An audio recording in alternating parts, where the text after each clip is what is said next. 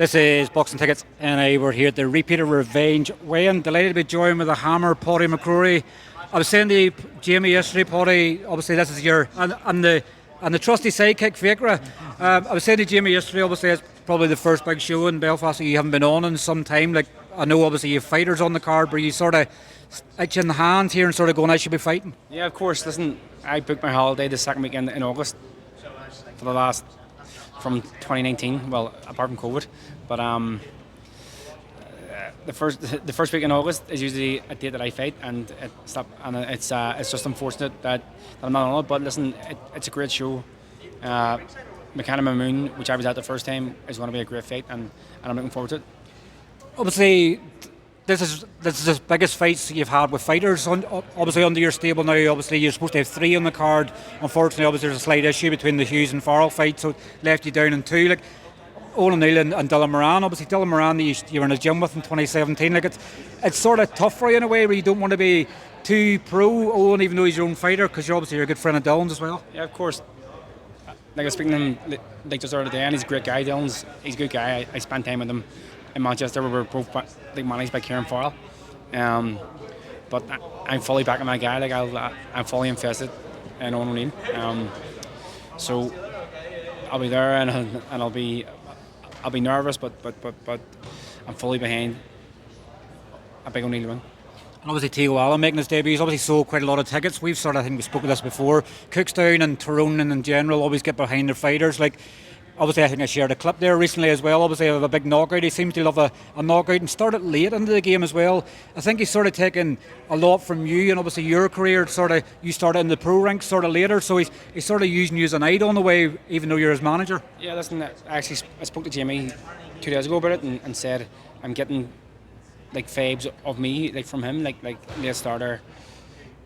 It's turned out he's a good ticket seller. He's a bit of a puncher. I never had like knockouts like that, like amateurs. And I did have a couple, but not the way that Teo's done it. So if he continues like to sell tickets like that, he's going to get like big opportunities. And I'm already looking at the fights after this. I'm excited to see what he brings to the table. I've seen him fight before as an amateur. He's an exciting style, and it looks like he's a big puncher. So time will tell. But if he continues, as I say, like to sell tickets and starts to take people out, I think he's going to have a bright future. Selling tickets obviously is a massive part. Obviously, particularly a lot of the debutants on the card this weekend, they've all sold a good bit of tickets. They're doing things the right way. Adding the fact that Teo Allen's a nice guy as well. Like, there's so much similarities between you and him. Like, if Teo Allen, I'm sure if I said to him now you're going to have the same career as Padraig McCrory, he'd probably bite my arm off and probably give me a couple of grand to say make sure this happens. Listen, thankfully my career's not finished yet, and I hope to do more. But I've done more than I thought. It's been fun in this venue. I fought 3 times. It's where I thought I was going to build my career, and if I'm honest, it's probably where I thought I was going to have my biggest fight. My dream was to fight for an Irish title in the dazn.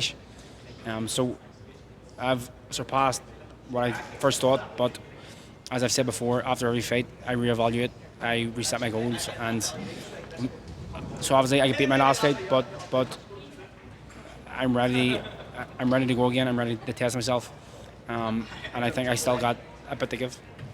Does it make it tougher for you? Obviously, I know you've been through the tough times, obviously from the defeat, but obviously to see Banga get the Canelo fight, like obviously I said to Jamie yesterday, like on fight week it was agreed that was a final eliminator sort of for that. Like, are you sort of looking at that Banga Canelo fight now and you're sort of going, that could have been me? Like, we were joking about obviously bringing Canelo to the Windsor Park and stuff like that. Like, do you sort of still look at it and go, that could have been me? Listen, not overly, but if you really look at it, you're probably 1 punch away from making millions, so it makes it a wee bit worse. But listen, I texted Banga and I congratulated him on getting the big fight, and he came back to me. So listen, it's his career. And I wish him all the best in that. And I'm actually looking forward to the fight. He's young, he's hungry, he can punch hard. So he's a live opportunity. He's a decent chance, but I think Canelo is the man in the division, and I expect him to win. If obviously Banga was the upset the apple card and obviously the win, it probably makes doesn't make your one obviously lost as bad then, because you can say I could beat Banga, but here he beat Canelo as well, so it sort of brings your loss sort of like, oh crikey, you actually got beat by a demon sort of thing, so it could actually turn it in a good way. Yeah, definitely. It's kind of not as big as the Steve Woodall win, but when Woodall like went and beat Richards, I did get a few messages just saying that wins age as well. So if Padraig goes and beats Canelo, then the loss it can age as well. So listen, I don't know if I'll be rooting for him, but because I'm a Canelo fan, but if he wins, it's something that I can. I fought him. Probably stay in a bar in 10 years' time. Yeah. Obviously, Jamie said yesterday that it is confirmed you're going to be coming back. Obviously, it's supposed to be you and Keeler on this card. He just had an operation the other day, so I'm not sure what's going on there. Like, when do you hope to get back? Obviously, will you go on the holidays for 2 weeks? You know, I know October, November time they're looking at potentially maybe Crocker here in Belfast. Is that your sort of aim now, maybe to be on that card with that, or are you sort of still in discussions as to when and where? Yeah, I've had a few offers. One was at 3 weeks' notice. The other is 3 weeks after I'm back from holiday. I'm kind of at the age and at the point in my life where family holidays are nearly as important as boxing. But if I got the right fight, in terms of opportunity, in terms of a financial package, then I would have thought more about it. But it didn't work out that way. Ideally, I would get a good slot on the Crocker Donovan card if it happens in Belfast. If that fight happens. That's the ideal scenario. My team have spoke to till Keeler's team, and they seem to be up for the fight as well. So it's a fight that we could probably look at if he's ready. Listen, and if he's not, and we move on. But ideally, I get a fight that tests the waters to see where I'm at, and then roll the dice again. But if the opportunity is right, and I'm offered a bigger fight, I think I'm ready to go. Speaking obviously on other domestic fights, obviously Jason Quigley didn't retire. He's obviously out in America this week, and he's actually done a head-to-head with Gabe Rosado, so it looks like potentially them two's got a bit of beef sort of coming there. Like, you know, I guess you can sort of maybe revisit the Quigley one again. I guess for both of you in the good way, you're at that stage of your career, money matters, and you know, obviously it's making sense for both of you, but you know, that could maybe be one that he's both of an interim fight and then potentially as a headline act here in the SSE. Yeah, I think it's a fight that makes loads of sense, and if he goes and fights Gabe Rosado, which is a fight that I'd be interested in as well actually, and if he goes and beats him, then and I go and beat like say anybody, then the me and him's a massive fight in Belfast. But who knows? Boxing's a strange old game, and things can change like the blink of an eye. I've had many fights scheduled, I've had many offers, and it's a sport that is never straightforward. So let's see. Last one, obviously, who are you picking as a sort of, you know, the fight of the night sort of tomorrow night? But you probably maybe age, you know, you've Owen O'Neill and Dylan Moran, you've obviously your Fearghus, Quinn, Aston Brown.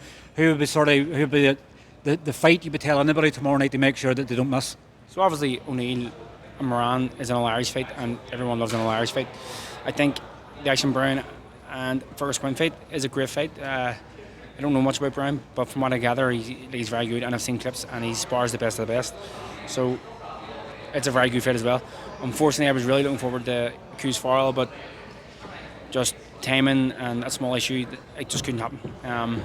But it's a great card. You're looking at like Downling making his debut, at Theo making his debut, two big punchers, and then local lads like Jack O'Neill and big Gary Arthurs and stuff like, and then John Boyd's on the card. And we even have a Korean man on the card as well. The slagging you've given me over years, I've been a Korean fan, and we actually have a Korean fan on the card. What did they say? They're sheep. Beep.